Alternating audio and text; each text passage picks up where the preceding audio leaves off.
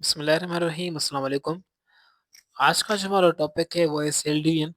Cell division के अंदर जितने भी एमसीक्यूज आपसे for the post of GST पूछे जा सकते हैं वो इंशाल्लाह इस टॉपिक में इस लेक्चर में आपको मैं इंशाल्लाह कवर करवा दूंगा। एसटीएस पोर्टल पर for the post of GST जो सेकंड टॉपिक है वो है सेल डिवीजन।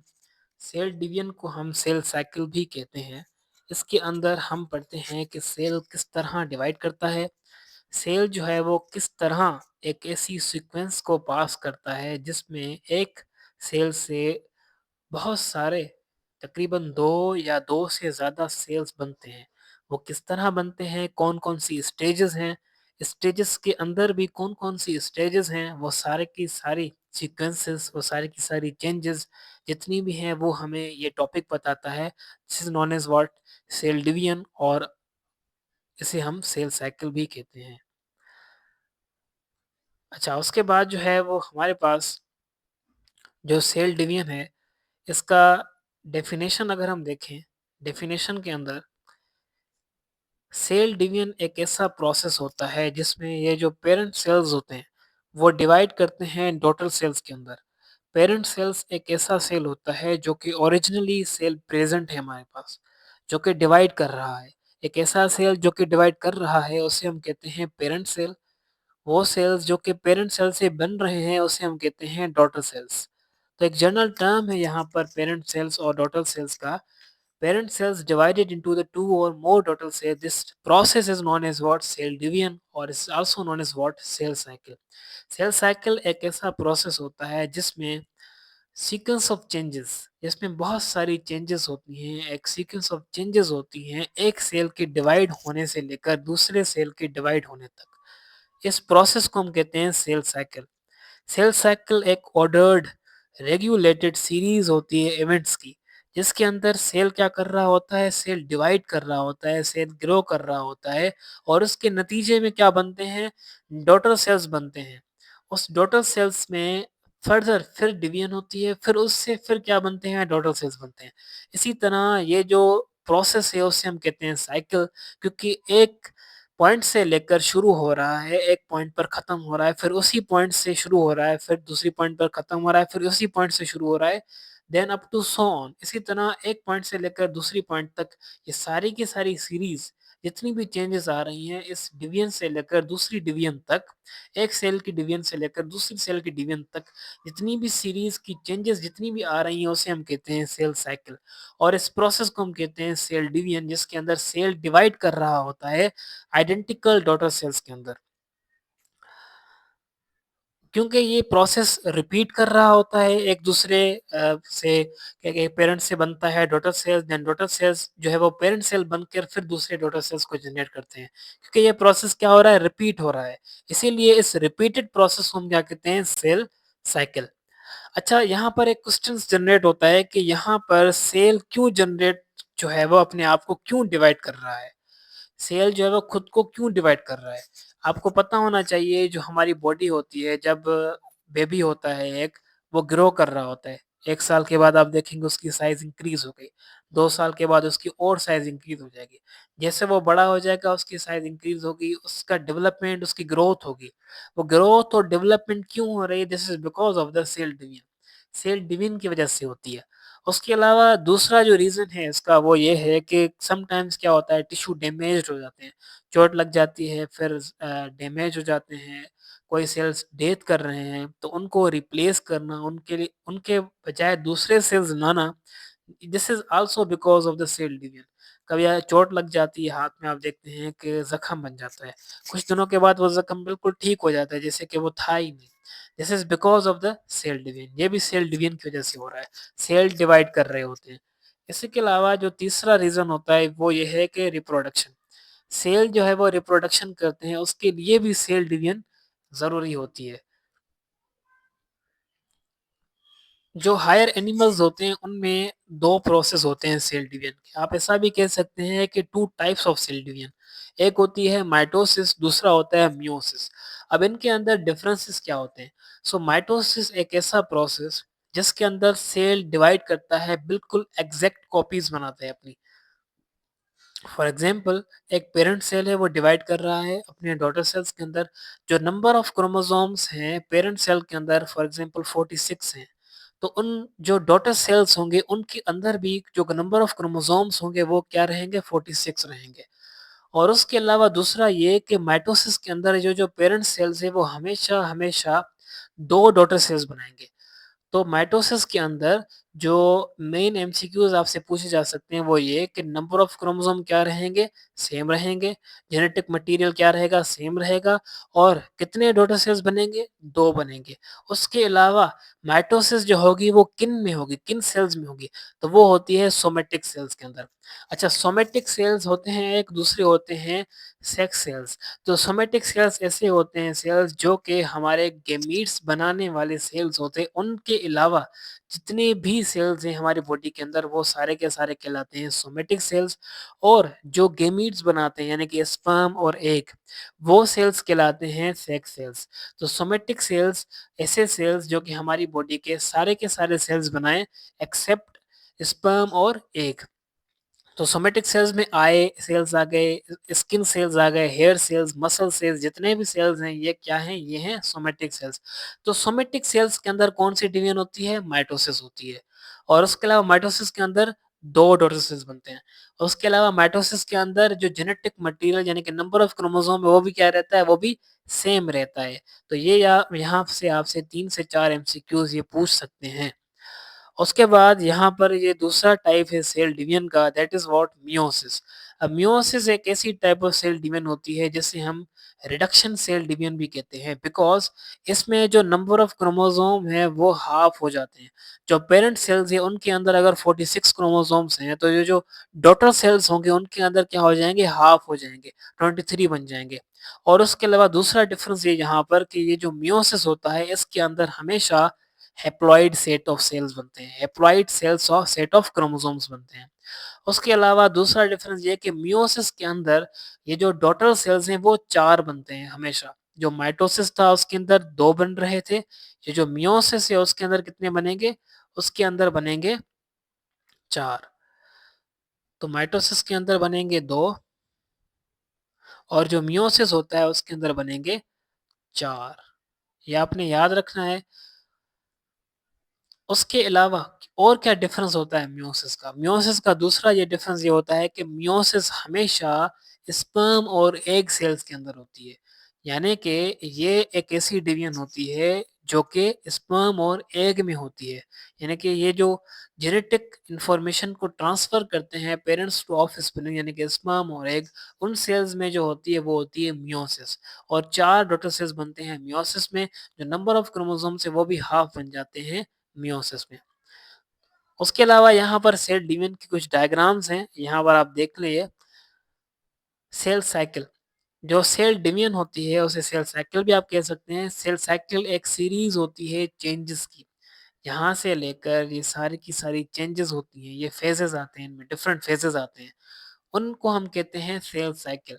एक सेल के डिवाइड होने से लेकर दूसरे सेल के डिवाइड होने तक जितनी भी जितनी भी चेंजेस आ रही हैं उसे हम कहते हैं सेल डिवीजन। यानी कि एक सेल है वो डिवाइड कर रहा है जब तक जो सेल्स बन रहे हैं डॉटर सेल्स वहाँ तक जितनी भी चेंजेस आ रही हैं उसे हम कहते हैं सेल डिवीजन। तो सेल साइकिल का दौरान होता क्या है? सेल साइकिल के दौरान सेल ग्रो कर रहा होता है और उसके अलावा सेल जो है वो रेप्लिकेट कर रहा होता है। यानी कि सेल के अंदर ये जो डीएनए है वो रेप्लिकेट कर रहा होता है। सेल का जो मिकदार है, सेल के अंदर जो कंटेंट है, जितना भी सब्सटेंस उसके अंदर प्रेज़ेंट है, ऑर्गेनेल्स हैं, जितना भी मटेरियल उसके अंदर प्रेज़ेंट है वो क्या कर रहा है? वो डबल हो रहा है, वो ग्रो कर रहा है। उसके अलावा ये जो माइटोटिक सेल डिवीजन होती है वो डॉटर सेल्स बनाती है। जो कि बिल्कुल आइडेंटिकल होता है किसके? पेरेंट सेल्स के। अब उसके अलावा ये जो सेल साइकिल होती है इसे हम डिवाइड करते हैं प्राइमरी 2 फेजेस के अंदर। एक होता है उसमें इंटरफ़ेज़, दूसरा होता है एम फ़ेज़ यानी कि माइटोटिक फ़ेज़। अब जो इंटरफ़ेज़ होता है उसे हम नॉन डिवाइडिंग फ़ेज़ भी कहते हैं। This is because it is resting stage. इसके अंदर सेल जो है वो डिवाइड नहीं करता, इसलिए हम उसे कहते हैं नॉन डिवाइडिंग फ़ेज़। तो अब सेल डिवाइड नहीं कर रहा तो इंटरफ़ेज़ में सेल क्या करेगा? यहाँ पर क्वेश्चन है।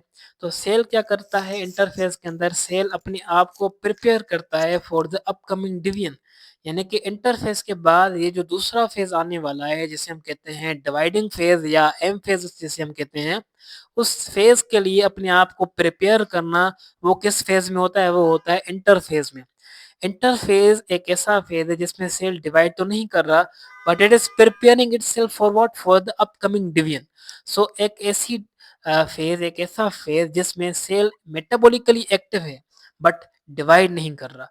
अपने आप का जो कंटेंट है, अपने आप का जो सब्सटेंस इसके अंदर जो मटेरियल है, वो तो डबल कर रहा है, बट वो डिवाइड नहीं कर रहा। वो जो एसेंशियल चीज़ें हैं, एंजाइम्स हैं, प्रोटीन्स हैं, जितनी भी चीज़ें हैं, वो अपने अंदर बना तो रहा है, बट सेल डिवाइड नहीं कर रहा।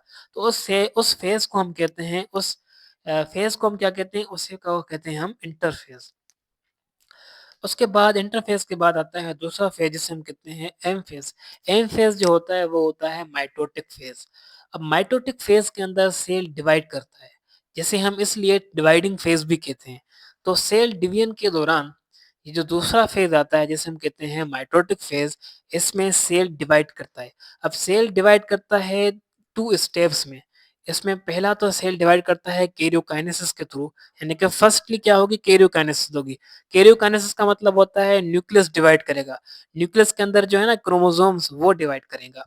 तो न्यूक्लियस जब डिवाइड कंप्लीटली कर लेगा, कैरियोकाइनेसिस हो जाएगी, उसके बाद होगी साइटोकाइनेसिस, यानी कि साइटोप्लाज़्म या पूरा का पूरा सेल जो है वो अपने आप को क्या करेगा? वो डिवाइड करेगा। तो पहले होगी कैरियोकाइनेसिस, देन उसके बाद होगी साइटोकाइनेसिस। ये दोनों स्टेप्स किसमें आएँगे? ये आएँगे डिवाइडिंग फ़ेज़ में। डिवाइडिंग फ़ेज़ को हम क्या कहते हैं? एम फ़ेज़, यानी कि माइटोटिक फ़ेज़। अब हम इंटरफ़ेस को डिटेल में पढ़ते हैं थोड़ा-सा। तो इंटरफ़ेस जो होता है इसे फ़र्दर हम डिवाइड करते हैं 3 फ़ेज़ेज़ में, जिसको हम कहते हैं G1 फ़ेज़, S फ़ेज़ और G2 फ़ेज़। G1 के बाद समटाइम्स G0 फ़ेज़ भी आ जाता है। G0 फ़ेज़ जो है वो रेस्टिंग फ़ेज़ होता है। इसमें क्या होता है सेल समटाइम्स अपना जो है वो स्टॉप कर देता है डिवीज़न और G0 फ़ेज़ में चला जाता है। यानी कि डिवाइड को स्टॉप करके वो फर्दर अपने आप को प्रिपेयर करता है फॉर द डिवीजन। उसके बाद ये जो जी नोट फेज़ होता है, समटाइम्स इसमें क्या हो जाता है, ये कंप्लीटली अपने आप को क्या कर देता है, कंप्लीटली अपने आप को स्टॉप कर देता है फॉर द डिवीजन। यानी कि ये क्यों करता है? ये करता क्यों है? इसलिए क्योंकि इसमें सेल जो है वो इसको फर्दर नीड नहीं होती ग्रो करने के लिए, या इसकी जो है वो नीड जो है वो ज़्यादा नहीं होती कि हम इसको डिवाइड करवाएँ फर्दर, या उसके अलावा कुछ ऐसे डिफेक्ट हो जाते हैं या कुछ ऐसी चीज़ें हो जाती हैं, डिफिशिएंस हो जाती है कि समटाइम्स प्रोटीन सही नहीं बनती, तो सेल ग्रो करना ही स्टॉप कर देता है। उसके अलावा सेल खुद को प्रिपेयर करने के लिए भी समटाइम्स जी नॉट फेज़ में चला जाता है।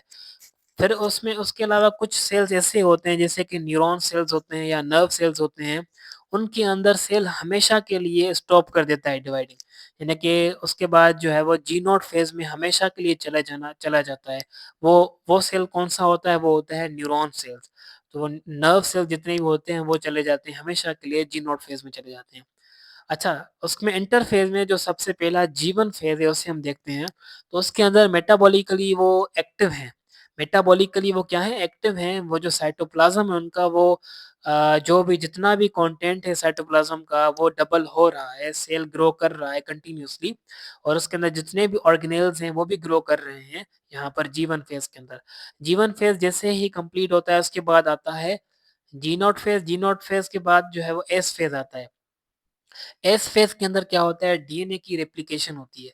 डीएनए जो है वो अपना मिकदार, अपना कंटेंट डबल करेगा। उसमें डीएनए जो है वो डबल करने के बाद जो जिसे हम सिंथेसिस फेज़ भी कहते हैं, एस फेज़ यानी कि सिंथेसिस फेज़, इसमें डीएनए जो है वो रेप्लिकेट करता है। जब डीएनए रेप्लिकेशन कंप्लीट हो जाती है उसके बाद आता है दूसरा फेज़ जिसे हम कहते हैं जी2 फेज़। जी का मतलब होता है गैप। अब गैप 2 फेज़ के अंदर जो है वो ऐसी प्रोटीन सिंथेसाइज़ होंगी जो कि फर्दर नीडेड होती हैं फॉर द डिवाइडिंग फेज़। उसके अलावा यहाँ पर माइटोकॉन्ड्रिया, क्लोरोप्लास्ट और भी बहुत सारे चीज़ें और बहुत सारे एंजाइम्स और बहुत सारी प्रोटीन्स जी2 फेज़ में ग्रो करती हैं। यहाँ पर क्वाइसेंट स्टेज जो होती है जी नॉट फेज़, जिसे हम क्वाइसेंट स्टेज भी कहते हैं, इसको थोड़ा-सा डिफाइन किया गया है। Cell that do not undergo further division exist exit the G1 phase and inter inactive stage. अब एक ऐसा फ़ेज़ जिसमें सेल फर्दर डिवाइड नहीं करना चाहता, तो G1 फ़ेज़ को क्या कर देगा, वो एग्ज़िट कर देगा और कहाँ चला जाएगा, वो चला जाएगा G0 फ़ेज़ में। This stage is known as what? G0, या जिसे हम क्वाइसेंट स्टेज भी कहते हैं। ये हमेशा कब आती है? G1 के बाद आती है G0 फ़ेज़। देन G0 से निकल कर सेल आ जाता है S फ़ेज़ में, S फ़ेज़ के बाद आ जाता है G2 फ़ेज़ में। G2 फ़ेज़ पर इंटरफ़ेज़ खत्म हो जाता है और इंटरफ़ेज़ के बाद आता है दूसरा फ़ेज़ जिसे हम कहते हैं डिवाइडिंग फ़ेज़। डिवाइडिंग फ़ेज़ को हम कहते हैं M फ़ेज़ यानी कि माइटोटिक फ़ेज़, यानी कि डिवाइडिंग फ़ेज़, जिसमें एक्चुअली सेल डिवाइड कर रहा होता है। अब जनरली मैं आपको इंटरफ़ेज़ का बताऊँ, तो इंटरफ़ेज़ जो है वो एक नॉन डिवाइडिंग फ़ेज़ होता है। जनरली यहाँ पर बात करें अगर हम G1 को, S को, G2 को अगर हम छोड़ दें, ऐसे ही अगर हम बात करें कि जनरली इंटरफ़ेज़ में होता क्या है, तो आपको ये पता होना चाहिए कि इंटरफ़ेज़ जो है वो नॉन डिवाइडिंग फ़ेज़ है और इंटरफ़ेज़ के अंदर सेल ग्रो कर रहा होता है फॉर द अपकमिंग डिवीजन। और उसके अलावा ये जितने भी ऑर्गेनेल्स हैं, वो भी इनमें इनके अंदर रेप्लिकेट होते हैं।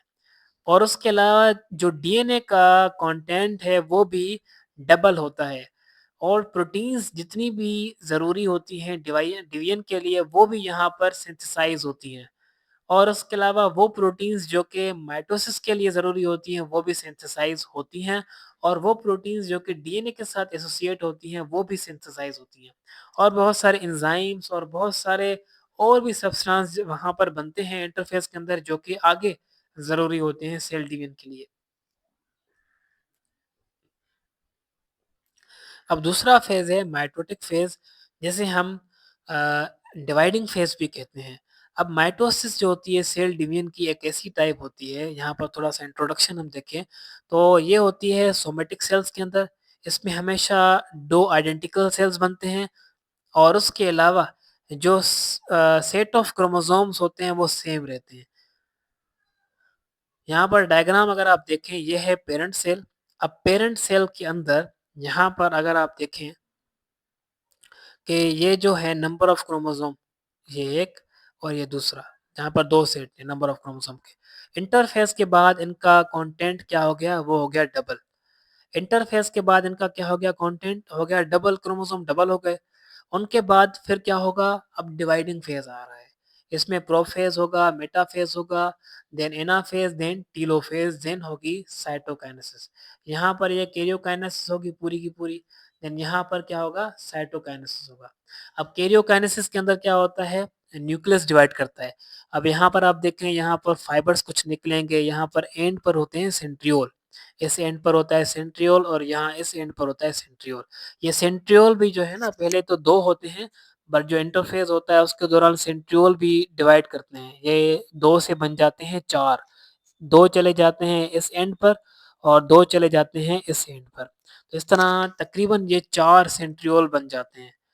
तो 2 जो हैं यहाँ पर ऊपर वाले और 2 यहाँ वाले नीचे वाले, ये बनाते हैं फाइबर्स। फाइबर्स भी तकरीबन ये 3 सेट के फाइबर्स बनाते हैं, aster fibre, continuous fibre, discontinuous fibres. तो 3 सेट ऑफ फाइबर्स बनते हैं यहाँ पर।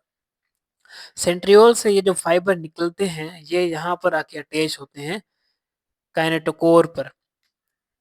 सेंट्रोमियर यहाँ पर एक पॉइंट होता है, जिसके ऊपर काइनेटोकोर प्रोटीन होती है।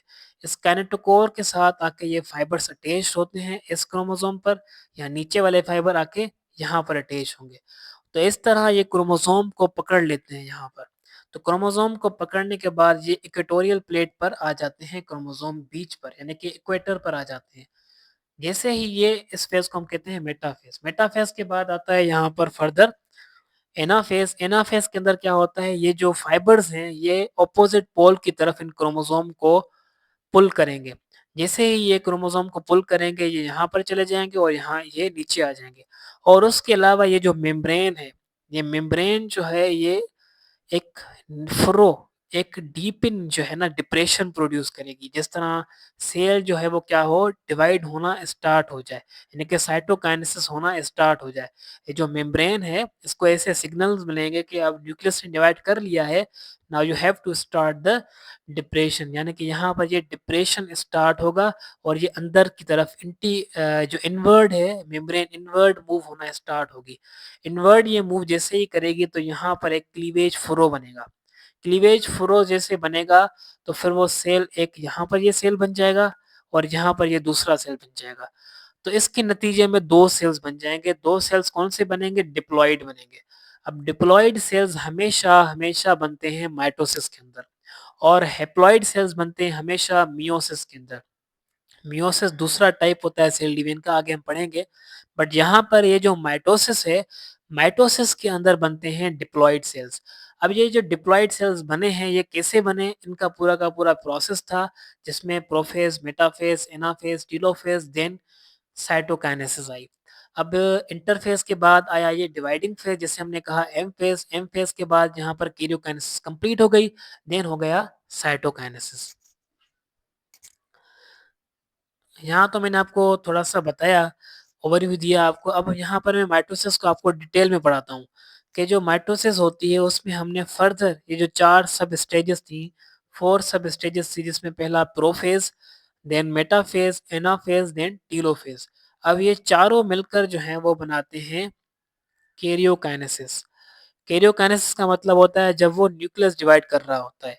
अब जब न्यूक्लियस कंप्लीटली डिवाइड कर देता है, it is followed by the cytokinesis, यानी कि सेल अब डिवाइड करेगा कंप्लीटली।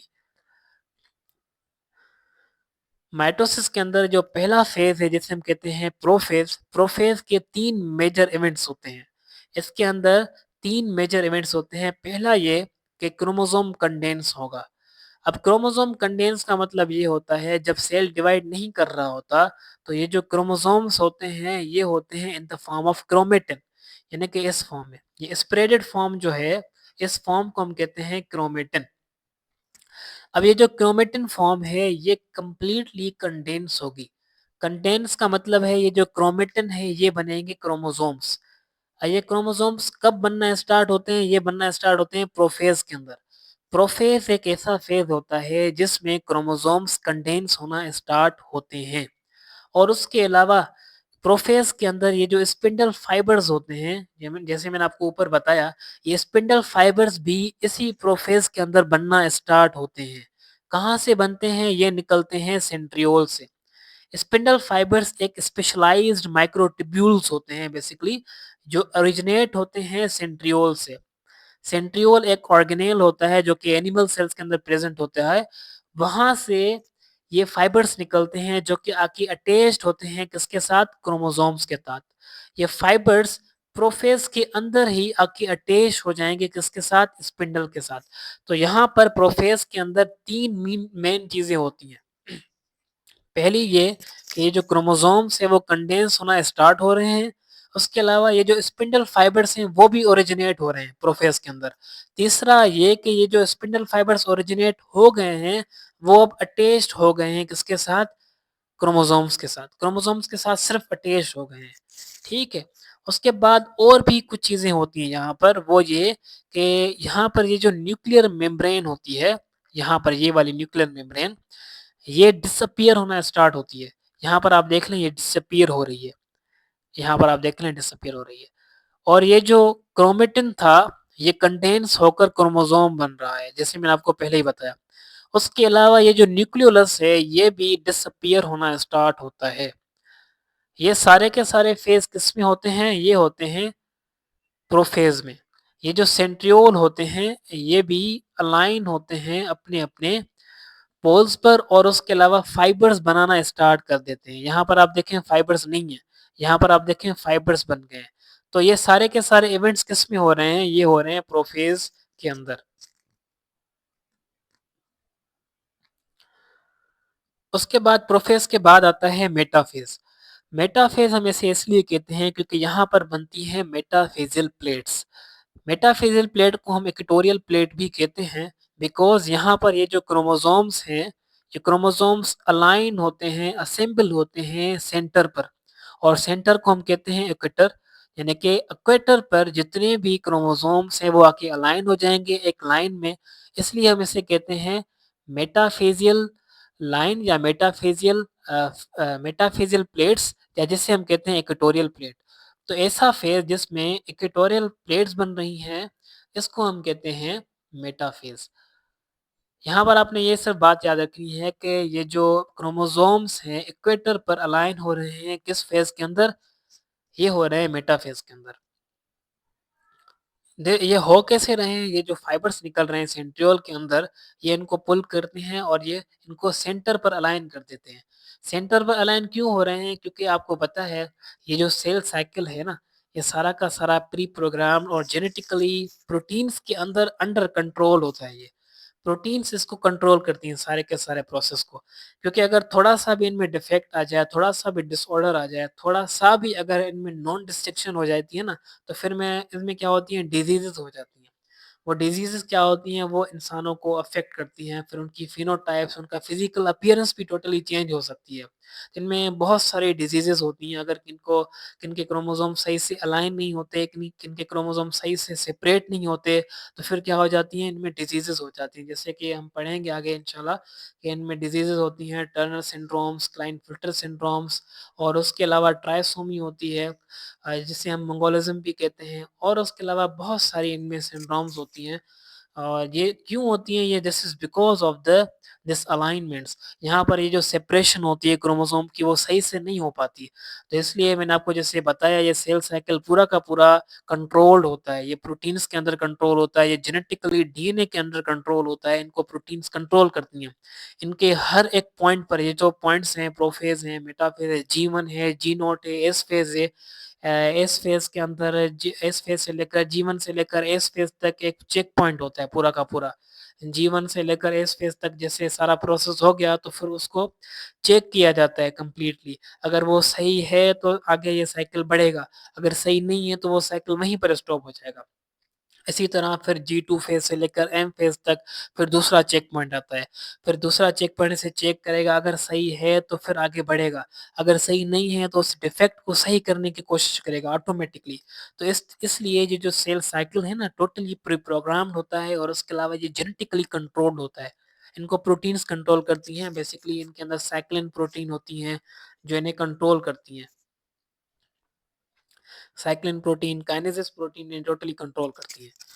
उसके बाद मेटाफ़ेज़ में ये जो बन गई प्लेट सेंटर पर अलाइन हो गए, उसके बाद आता है दूसरा फ़ेज़ जिसे हम कहते हैं एनाफ़ेज़।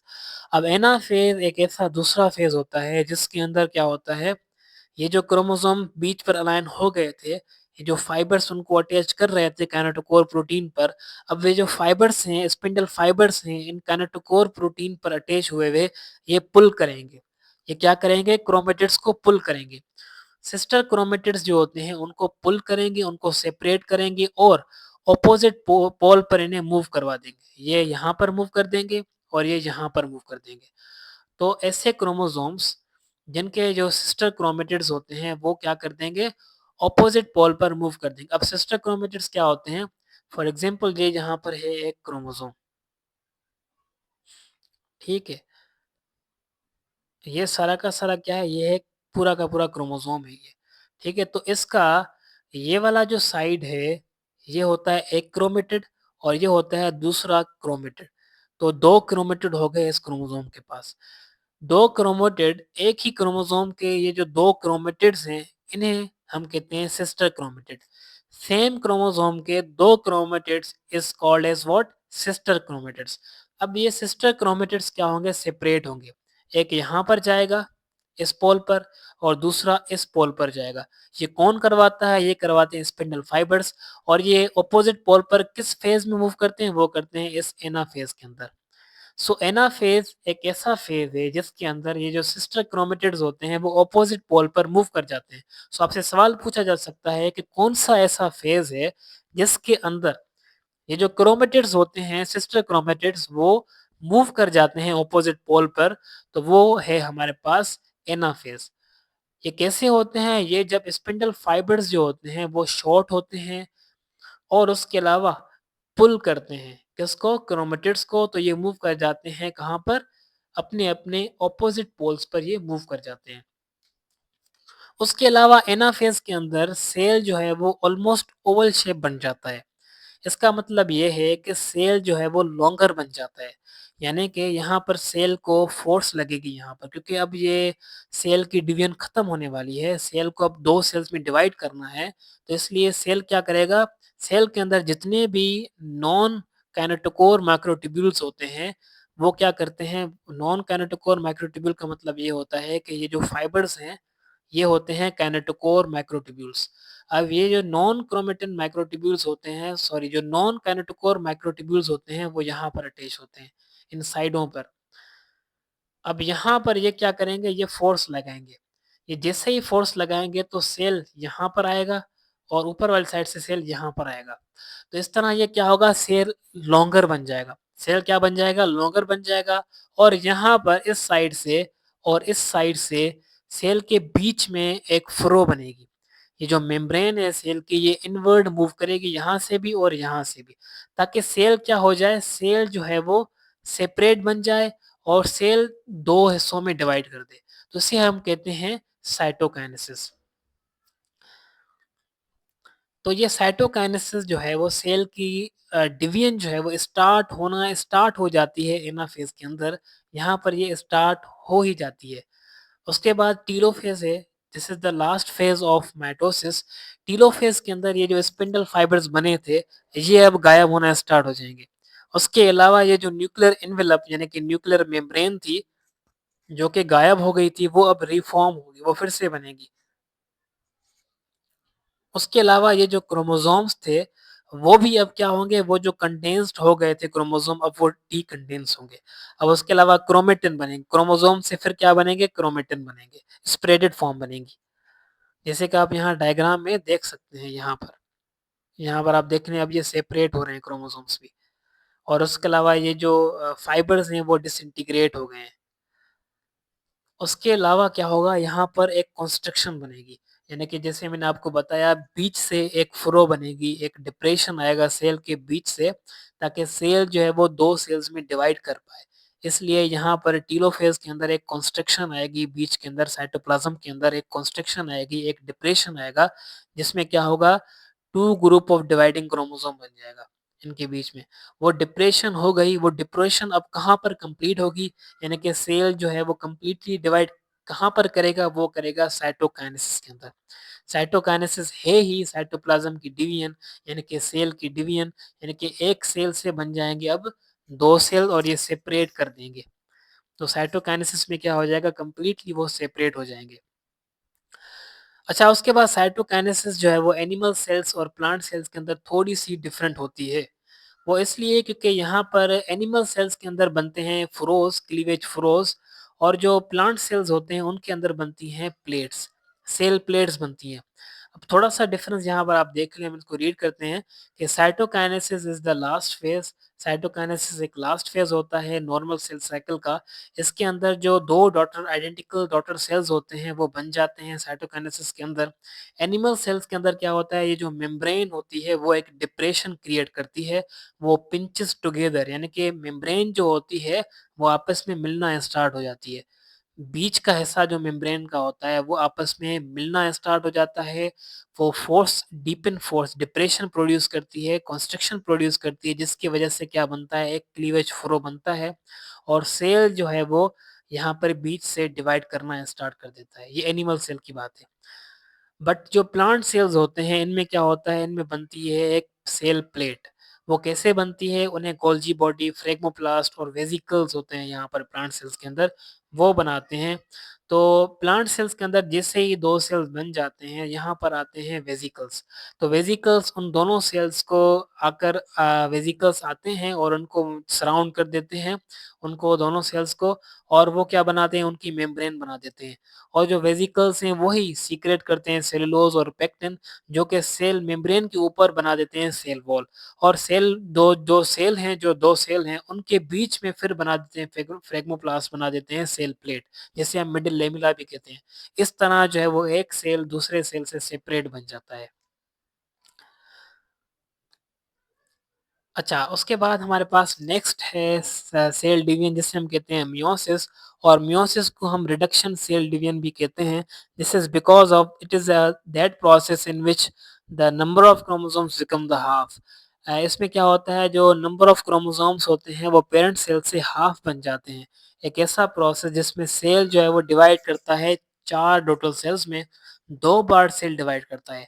एक करता है डिवाइड मियोसिस 1 में और दूसरा करता है मियोसिस 2 में। हमारे पास ये जो मियोसिस होती है इसे हम फर्दर डिवाइड करते हैं 2 फेजेज़ में, 2 टाइप्स में मियोसिस 1 और मियोसिस 2 बिकॉज़ यहाँ पर बनते हैं 4 डॉटर सेल्स। 2 डॉटर सेल्स बनेंगे मियोसिस 1 में और 2 फर्दर बनेंगे मियोसिस 2 के अंदर। सो मियोसिस एक ऐसी डिवीजन जिसके अंदर जो नंबर ऑफ क्रोमोसोम्स हैं वो पेरेंट सेल से बनेंगे half in their daughter cells और उसके अलावा दूसरा ये कि मियोसिस जो है वो उनको हमने डिवाइड किया है मियोसिस 1 और मियोसिस 2 के अंदर। तीसरा ये कि मियोसिस होती कहाँ पर है? मियोसिस होती है स्पर्म सेल्स में और उसके अलावा एग सेल में। स्पर्म सेल्स जो होते हैं वो मेल के अंदर होते हैं और जो एग होते हैं वो होते हैं फीमेल्स के अंदर। उसके बाद यहाँ पर कुछ टर्म्स हैं, उनको हम देखेंगे, उसके बाद हम फर्दर जो है वो आगे मियोसिस को कंप्लीट करेंगे। जो यहाँ पर टर्म है एक प्लॉइडी। प्लॉइडी हम कहते हैं जो number of set of chromosomes होते हैं, 1 सेट है क्रोमोसोम का, 2 सेट हैं, 3 सेट हैं और भी बहुत सारे सेट होते हैं क्रोमोसोम्स के। उन number of set of chromosome को हम कहते हैं प्लॉइडी या जिसे हम प्लॉइडी लेवल भी कहते हैं। अब उस प्लॉइडी में इट मे बी हैप्लॉइड और इट में बी डिप्लॉइड। हैप्लॉइड अगर होगा तो इसमें एक सेट ऑफ क्रोमोसोम होगा जिसको हम शो करते हैं एक एन के साथ और अगर 2 सेट ऑफ क्रोमोसोम है तो जिसे हम शो करेंगे 2n के साथ। इसी तरह डिप्लॉइड जो है वो बनते हैं ऑर्गेनिज्म जो होते हैं डिप्लॉइड ऑर्गेनिज्म वो तब बनते हैं जब एक सेट ऑफ क्रोमोसोम्स आता है फीमेल पेरेंट के पास से और दूसरा सेट ऑफ क्रोमोसोम आता है मेल पेरेंट के पास से, तब बनता है डिप्लॉइड सेल्स। उसके बाद दूसरा यहाँ पर टर्म ये है कि होमोलॉगीज़। होमोलॉगीज़ ये एक ऐसी चीज़ होती है जिसे हम होमोलोगस क्रोमोसोम्स कहते हैं, होमोलोगस पेयर्स कहते हैं। इसका मतलब ये होता है कि ऐसे क्रोमोसोम्स जिसमें जो बिल्कुल आइडेंटिकल होते हैं एक-दूसरे के और उसके अलावा होमोलोगस क्रोमोसोम्स में क्या होता है जो कैरेक्टर्स होते हैं यानी कि ट्रेट होता है, जो किसी भी कैरेक्टर को कंट्रोल करते हैं, वो बिल्कुल सेम कैरेक्टर को कंट्रोल करते हैं। फॉर एग्ज़ाम्पल ये जो होमोलॉगीज़ क्रोमोसोम्स हैं वो कंट्रोल कर रहे हैं आई कलर को, तो ये जो नीचे वाला क्रोमोसोम है वो भी कंट्रोल करेगा आई कलर को। हाँ, ये बात हो सकती है कि ये जो आई कलर है वो ब्लैक दे और ये जो है वो ब्राउन दे, ये हो सकता है। बट इनमें जो एक्सप्रेस होगा वो डोमिनेंट वाला ही होगा। बट यहाँ पर बात ये है कि ये कंट्रोल करेगा सेम ट्रेट को। दोनों जो क्रोमोसोम्स हैं बिल्कुल आइडेंटिकल हैं एक-दूसरे के। अगर जीन यहाँ पर प्रेज़ेंट है तो यहाँ पर भी वही जीन इसी पोज़ीशन पर प्रेज़ेंट होगा। इसका मतलब ये है कि ये जो क्रोमोसोम्स हैं एक-दूसरे के बिल्कुल आइडेंटिकल होंगे। जो आइडेंटिकल क्रोमोसोम्स होते हैं उन्हें हम कहते हैं होमोलोगस पेयर्स या जिसे हम कहते हैं होमोलोगस क्रोमोसोम्स। अब ये टर्मिनोलॉजी मैं आपको क्यों बता रहा हूँ क्योंकि आगे मियोसिस में ये टर्मिनोलॉजीज़ आगे यूज़ होंगी, इसलिए मैं आपको ये बता रहा हूँ। तो ये आपने याद रखना है ऐसे क्रोमोसोम्स जो कि सेम ट्रेट को कंट्रोल करते हैं, उसे हम कहते हैं होमोलोगस क्रोमोसोम्स या जिसे हम कहते हैं homologous pairs. So chromosomes exist in homologous pairs in the diploid cells. जो डिप्लॉइड सेल्स होते हैं उसके अंदर होमोलोगस क्रोमोसोम्स प्रेजेंट होते हैं except the sex chromosomes. Sex chromosome जो होते हैं यानी कि मेल और फीमेल क्रोमोसोम जो होते हैं एक्स वाई मेल के अंदर, एक्स एक्स क्रोमोसोम जो होते हैं वो फीमेल के अंदर होते हैं। तो ए क्रोमोसोम्स के अंदर होमोलोगस क्रोमोसोम्स नहीं होते बट जो दूसरे क्रोमोसोम्स होते हैं उनके अंदर होमोलोगस पेयर्स होते हैं। अच्छा, यहाँ पर 2 क्रोमोसोम्स होते हैं, एक ऐसे क्रोमोसोम जो कि सोमेटिक सेल्स बनाते हैं जिन्हें हम कहते हैं ऑटोसोम्स और दूसरे होते हैं स्पर्म और एग वाले क्रोमोसोम जिन्हें हम कहते हैं सेक्स क्रोमोसोम्स। उसके बाद मियोसिस। मियोसिस एक ऐसा प्रोसेस होता है जो कि स्पर्म और एग में होता है। स्पर्म और एग क्या होता है? ये गैमीट्स होते हैं, मेल और फीमेल गैमीट्स होते हैं। इसलिए the gametes formation occurs via meiosis. Meiosis के थ्रू होती है गैमीट्स फॉर्मेशन। तो इसलिए मियोसिस जो होती है वो गैमीट फॉर्मेशन वाली डिवीजन कहलाती है। तो मियोसिस को हम डिवाइड करते हैं बेसिकली 2 फर्दर जो इसके 2 फेजेस होते हैं या अब इसे कह लें 2 types of nuclear division within the meiosis. एक होता है मियोसिस 1 दूसरा होता है मियोसिस 2। सो मियोसिस 1 जो होता है उसे हम कहते हैं रिडक्शन डिवीजन। रिडक्शन डिवीजन इसलिए क्योंकि इसके अंदर जो सेट ऑफ क्रोमोसोम्स होते हैं वो हाफ बन जाते हैं। और जो रिडक्शन डिवीजन होती है मियोसिस उसे हम कहते हैं रिडक्शन डिवीजन। वो क्यों कहते हैं? मैंने आपको बताया कि नंबर ऑफ क्रोमोसोम्स हाफ हो जाते हैं और इसके अंदर ये जो मियोसिस है इसमें कुछ साइलेंट फीचर होते हैं यानी कि स्पेसिफिक चीज़ें होती हैं जो कि सिर्फ़ और सिर्फ़ मियोसिस वाली सेल डिवीजन में होती हैं। वो क्या हैं? वो ये हैं कि इसको हम डिवाइड करते हैं 2 सब स्टेजेस में, जिसमें मियोसिस 1 और मियोसिस 2 आता है। और मियोसिस 1 और मियोसिस 2 के बाद यहाँ पर दूसरा ये पॉइंट है कि ये जो डीएनए होता है, यहाँ पर रेप्लिकेशन होती है डीएनए की, वो वन टाइम होती है। वो मियोसिस 1 में होती है। मियोसिस 2 के अंदर डीएनए रेप्लिकेशन नहीं होती। मियोसिस 1 के अंदर ही सिर्फ डीएनए रेप्लिकेशन होती है। दूसरा पॉइंट ये आपने याद रखना है कि ये जो होमोलोगस क्रोमोसोम्स होते हैं, वो भी मियोसिस के अंदर बनते हैं। और तीसरा पॉइंट ये कि ये जो रिकॉम्बिनेशन होती है, यानी कि क्रॉसिंग ओवर होती है, वो भी मियोसिस के अंदर होती है। अब क्रॉसिंग ओवर क्या होती है? क्रॉसिंग ओवर होती है जब होमोलोगस क्रोमोसोम्स जो होते हैं वो आपस में मिलकर जो अपने जेनेटिक मटेरियल होते हैं वो शेयर करते हैं, मिक्सिंग करते हैं बेसिकली। तो इस मिक्सिंग को, इस शेयरिंग ऑफ क्रोमोसोम्स को कहते हैं हम क्रॉसिंग ओवर। ये कहाँ पर होती है? ये होती है होमोलोगस क्रोमोसोम्स के अंदर। एक पॉइंट होता है जिसे हम कहते हैं चार्जमेटा, वहाँ पर होती है क्रॉसिंग ओवर। जिस प्रोसेस के नतीजे में क्या बनता है? रिकॉम्बिनेशन। अब इसके नतीजे में क्या होगा? फॉर एग्जांपल मैंने आपको एग्जांपल दे रहा हूँ यहाँ पर। जो न्यू बॉर्न बेबी होता है वो बिल्कुल अपने पेरेंट्स की तरह नहीं होता। दिस इज बिकॉज यहाँ पर ये जो क्रॉसिंग ओवर हो रही है गेमीट सेल्स के अंदर, वो इनको डिफरेंस, वो इनको वेरिएशन प्रोवाइड करती है। जैसे कि ये जो न्यू बॉर्न बेबी है वो बिल्कुल सेम नहीं है अपने पेरेंट्स की तरह, अल्दो इनके पास कुछ समहाउ कैरेक्टरिस्टिक्स मिलेंगे, बट बिल्कुल वो एग्जैक्ट कॉपी नहीं होगा अपने पेरेंट्स की। वो बिकॉज वो इसलिए क्योंकि यहाँ पर ये जो रिकॉम्बिनेशन हो रही है, यहाँ पर ये जो मिक्सिंग हो रही है जेनेटिक मटेरियल की, डीएनए की क्रॉसिंग ओवर हो रही है, उसकी वजह से यहाँ पर वेरिएशन क्रिएट होती है, चेंज क्रिएट होती है यहाँ पर। उसके बाद दूसरा पॉइंट ये आपने याद रखना है कि ये जो मियोसिस है उसके अंदर 4 सेल्स बनेंगे। 4 सेल्स बनेंगे, बट 4 सेल्स जो हैं वो कौन-से वाले बनेंगे? हैप्लॉइड बनेंगे। ऐसे क्रोमोसोम्स जिसमें एक सेट ऑफ क्रोमोसोम हो, हाफ सेट ऑफ क्रोमोसोम हो, उसे हम कहते हैं हैप्लॉइड। सो हैप्लॉइड किसमें बनते हैं? मियोसिस में बनते हैं। और जो डिप्लॉइड होते हैं वो किसमें बनते हैं? डिप्लॉइड बनते हैं माइटोसिस के अंदर। ये आपने याद रखना है, ये इंपॉर्टेंट पॉइंट है। एमसीक्यूज में आ सकता है। अब मियोसिस 1 और मियोसिस 2, मियोसिस 1 को अगर हम डिटेल में पढ़ें तो मियोसिस 1 के भी फर्दर सब स्टेजेस होती हैं, जिसे हम कहते हैं मियोसिस 1 के बाद प्रोफेज 1, मेटाफेज 1, एनाफेज 1, टीलोफेज 1। ये प्रोफेज, मेटाफेज, एनाफेज, टीलोफेज 1 जो है वो फर्दर सब स्टेजेस हैं किसकी? मियोसिस 1 की। अब मियोसिस 1 में जो प्रोफेज 1 है, प्रोफेज 1 की भी फिर फर्दर सब स्टेजेस होती हैं, 5 सब स्टेजेस, जिसे हम कहते हैं लेप्टोटीन, ज़ाइगोटीन, पिकैटीन, डिप्लोटीन, डायाकाइनेसिस। अब ये जो प्रोफेज 1 होता है ये लॉन्गर प्रोफेज होता है as compare to mitotic prophase. जो माइटोटिक प्रोफेज था, माइटोसिस वाला प्रोफेज था, उससे भी बड़ा होता है ये प्रोफेज 1। किसका? मियोसिस वाले का। Meiosis 1 prophase is much longer than the mitotic prophase, क्योंकि इसमें फर्दर 5 सब स्टेजेस आ जाती हैं, जैसे हम कहते हैं लेप्टोटीन, ज़ाइगोटीन, पिकैटीन, डिप्लोटीन एंड डायाकाइनेसिस। ये जो मियोसिस की ये जो कैरेक्टरिस्टिक्स चेंजेस आ रही हैं, जिनमें मैंने आपको बताया होमोलोगस पेयरिंग, क्रॉसिंग ओवर, और उसके अलावा शेयरिंग, रिकॉम्बिनेशन, ये इसी स्टेजेस में कंप्लीट हो जाती हैं। सो प्रोफेज 1 जो होता है मियोसिस 1 का, ये इम्पोर्टेंट फेज होता है, क्योंकि यहाँ पर ही सारी की सारी चीज़ें होती हैं जो कि मियोसिस को मियोसिस बनाती हैं। यहाँ पर ये जो लेप्टोटीन है, इसे अगर हम देखें तो लेप्टोटीन पहला सब स्टेजेस होता है प्रोफेज 1 का। इसके अंदर कंडेंसेशन स्टार्ट हो जाती है, जो कि डीएनए, जो कि क्रोमोसोम रेप्लिकेट हो गया था, ऑलरेडी रेप्लिकेटेड क्रोमोसोम है, उसकी कंडेंसेशन होगी, जैसे कि वहाँ पर हो रही थी प्रोफेज, माइटोसिस वाले प्रोफेज में हो रही थी ना, वहीं पर सेम ही यहाँ पर भी कंडेंसेशन होना स्टार्ट हो जाएगी लेप्टोटीन में।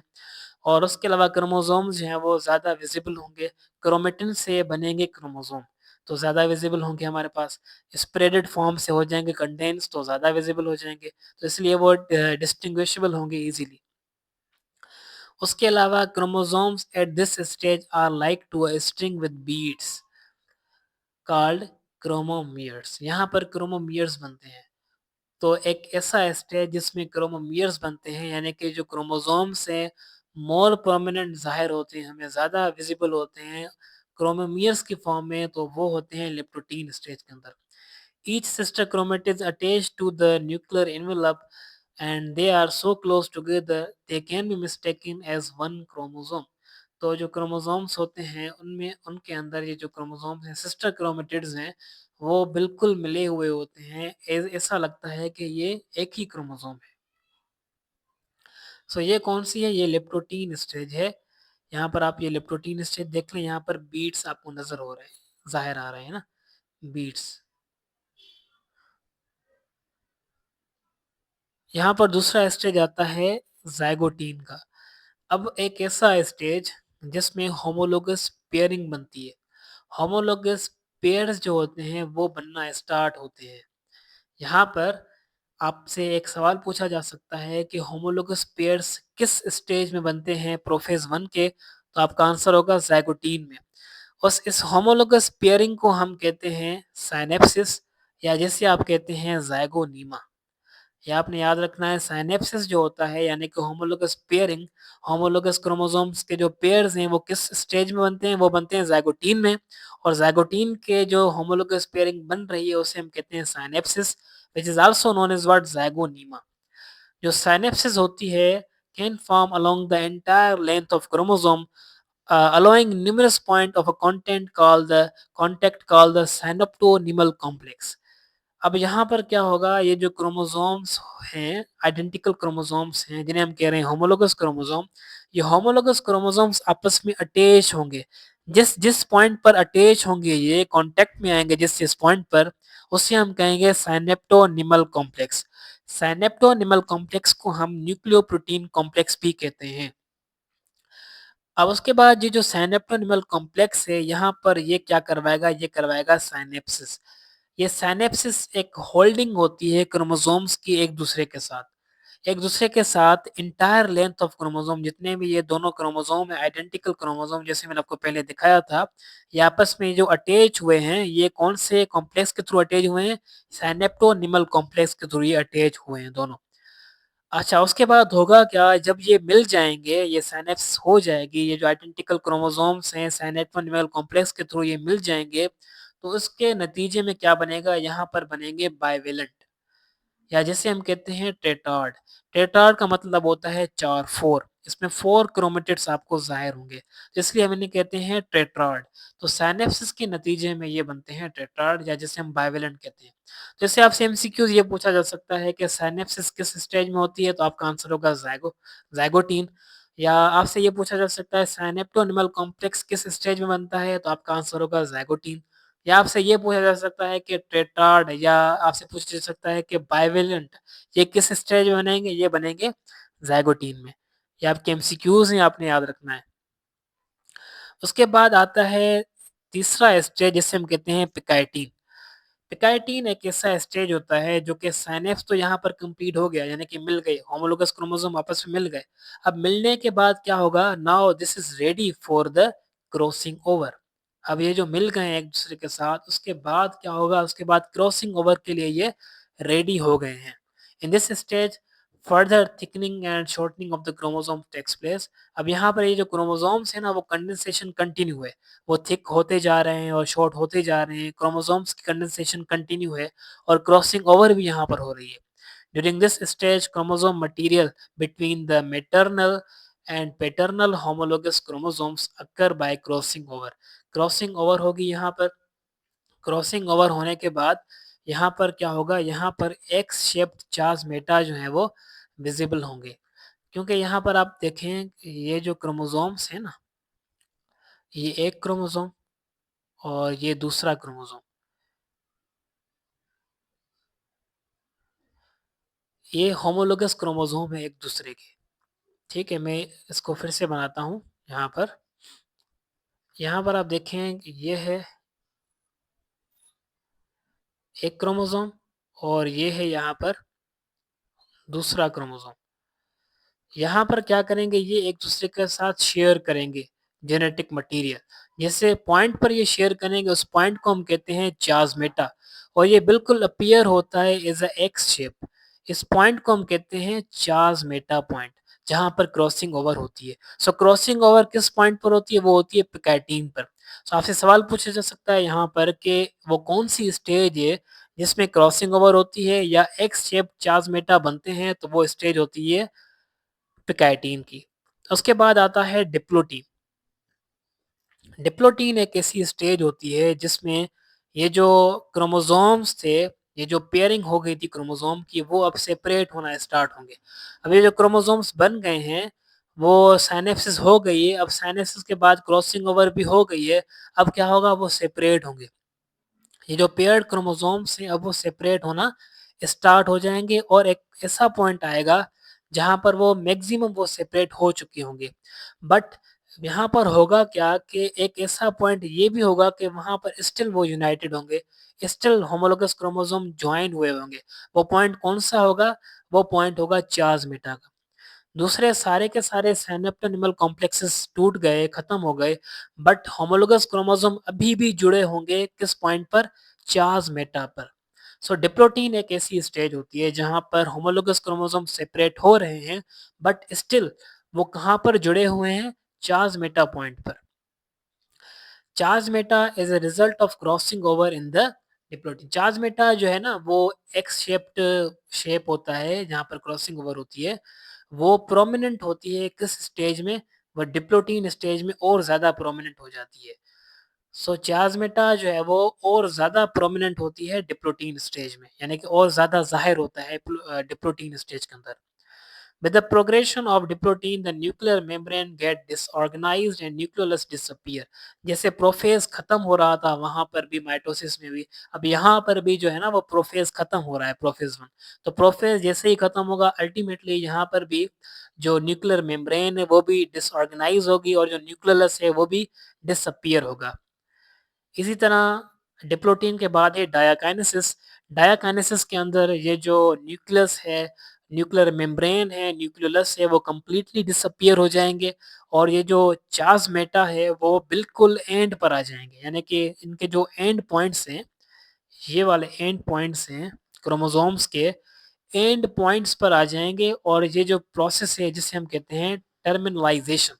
सो आपसे सवाल पूछा जा सकता है डायाकाइनेसिस के अंदर क्या होता है? डायाकाइनेसिस के अंदर होता है टर्मिनलाइजेशन। तो ये आपने याद रखना है। और उसके अलावा जो क्रोमेटिड्स होते हैं remain attached only at the terminal charge Meta and enter the metaphase. अब प्रोफेज यहाँ पर खत्म होगा और प्रोफेज के बाद क्या आएगा? अब यहाँ पर मेटाफेज आएगा। Recondensation of chromosome takes place, tetrad move toward the equatorial plates and spindle formation is initiated.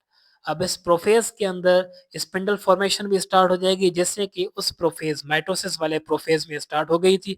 इसी तरह इस प्रोफेज के अंदर, क्योंकि प्रोफेज अब खत्म हो रहा है, तो प्रोफेज के अंदर क्योंकि आगे जाके इन्हें मेटाफेज में जाना है, तो स्पिंडल फॉर्मेशन भी होगी यहाँ पर, न्यूक्लियर मेम्ब्रेन भी खत्म हो जाएगी, न्यूक्लियस भी डिसअपियर हो जाएगा। तो इस तरह अब आगे क्या बढ़ेगा? प्रोफेज वन के बाद आएगा अब मेटाफेज। इस तरह अब यहाँ पर आ रहा है मेटाफेज वन। मेटाफेज वन के अंदर क्या होगा? मेटाफेज वन के अंदर वही सेम क्रोमोसोम्स जो होंगे, होमोलोगस क्रोमोसोम्स जो होंगे, वो अलाइन होंगे एट द इक्वेटर। बीच पर क्या होंगे? वो अलाइन होंगे। अब इस प्रोसेस को हम क्या कहते हैं? A process called the independent assortment. Independent assortment होती है मेटाफेज वन के अंदर, where the maternal and paternal chromosomes line up randomly and align themself on the either side of the equator. So maternal और paternal दोनों chromosomes हैं और दोनों chromosomes आपस में क्या हो रहे हैं? अलाइन हो रहे हैं रैंडमली। इसको हम कहते हैं independent assortment. 50% of the chromosome start migrating to the opposite pole। अब जैसे ही मेटाफेज वन हो गया, यानी कि इक्वेटोरियल प्लेट पर अरेंज हो गए सारे के सारे होमोलोगस क्रोमोसोम्स, उसके बाद आएगा एनाफेज वन। एनाफेज वन में क्या होगा? एनाफेज वन में क्या होगा? ये शॉर्टन होंगे स्पिंडल फाइबर्स, जो काइनेटोकोर माइक्रोट्यूब्यूल्स हैं वो अटैच हो गए थे होमोलोगस क्रोमोसोम के काइनेटोकोर प्रोटीन पर, जो कि सेंट्रोमियर पर अटैच थी। वो अब पुल होंगे, होमोलोगस क्रोमोसोम्स को पुल करेंगे और ऑपोजिट पोल्स पर एक क्या कर देंगे? मूव कर देंगे। ऑपोजिट पोल पर होमोलोगस क्रोमोसोम अब क्या कर देंगे? मूव कर देंगे। Sister chromatids remain tightly bound together at the centromere. ये जो सिस्टर क्रोमेटिड्स हैं अब वो तो अटैच हैं, वो अटैच्ड हैं अभी भी सेंट्रोमियर पॉइंट पर, बट जो होमोलोगस क्रोमोसोम्स है अब वो क्या हो गए हैं? वो सेपरेट हो गए हैं। चार्जमेटा आके यहाँ पर ब्रेक हो जाएगी in the in as the microtubule attach to fuse the kinetochore pull the homologous chromosome apart. अब ये जो होमोलोगस क्रोमोसोम्स हैं वो अपार्ट मूव कर देंगे, ऑपोजिट पोल पर क्या कर देंगे, मूव कर देंगे।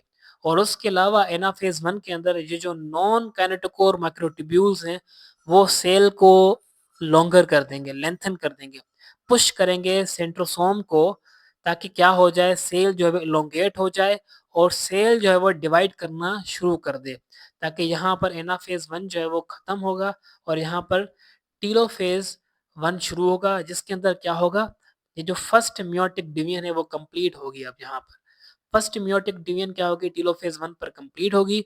और टीलोफेज 1 पर यहाँ पर होगा क्या, यहाँ पर होगा ये कि कंप्लीटली ये जो पेयर्स थे होमोलोगस क्रोमोसोम्स के वो मूव कर गए हैं और उसके अलावा अब जो हाफ बन गए हैं। Daughter cells now half the number of chromosome but each chromosome consist of the pair of chromatid. यहाँ पर ये डिफरेंस ये है कि वहां पर जो थे वहां पर क्रोमेटिड्स के पेयर नहीं थे, यहाँ पर क्रोमेटिड्स के पेयर हैं। इसलिए क्रोमेटिड्स के क्योंकि पेयर हैं तो अब वो पेयर क्या हो जाएंगे, वो फिर से सेपरेट होंगे, ताकि क्या हो जाए, ताकि 4 सेल्स बन जाएं। तो यहाँ पर ये थोड़ा सा डिफरेंस है, इस पॉइंट के अंदर ये आपने याद रखना है। अब टीलोफेज 1 के अंदर और क्या होगा, और ये होगा कि ये जो मेम्ब्रेन है वो जो डिसअपियर हो गई थी, न्यूक्लियर मेम्ब्रेन, और उसके अलावा ये जो न्यूक्लियस था जो डिसअपियर हो गया था वो अब रीअपियर होंगे, रीऑर्गेनाइज होंगे। और इसके अलावा जो स्पिंडल फाइबर्स थे वो अब डिसअपियर होंगे। यहाँ पर ये फेज जो है आपको कुछ ऐसा नहीं लग रहा कि ये बिल्कुल अपोजिट है प्रोफेज 1 प्रोफेज के जैसा, प्रोफेज के जो है उसके बिल्कुल अपोजिट है। आपसे ये भी सवाल समटाइम पूछा जा सकता है कि ये जो टीलोफेज है ये किस फेज के अपोजिट है, क्योंकि यहाँ पर आप देखें स्पिंडल फाइबर गायब हो रहे हैं और प्रोफेज में स्पिंडल फाइबर्स आ रहे थे। यहाँ पर आप देखें न्यूक्लियर मेम्ब्रेन आ रही है और वहां पर प्रोफेज में न्यूक्लियर मेम्ब्रेन जाती है। यहाँ पर न्यूक्लियस आ रहा है, वहां पर न्यूक्लियस गायब होता है। तो इस तरह क्या हो रहा है, ये बिल्कुल ऑपोजिट हो रहा है टीलोफेज और प्रोफेज। तो आपसे ये भी सवाल पूछा जा सकता है कि prophase is very opposite to telophase, या आपसे ये भी पूछा जा सकता है कि telophase is very opposite to prophase. ठीक है।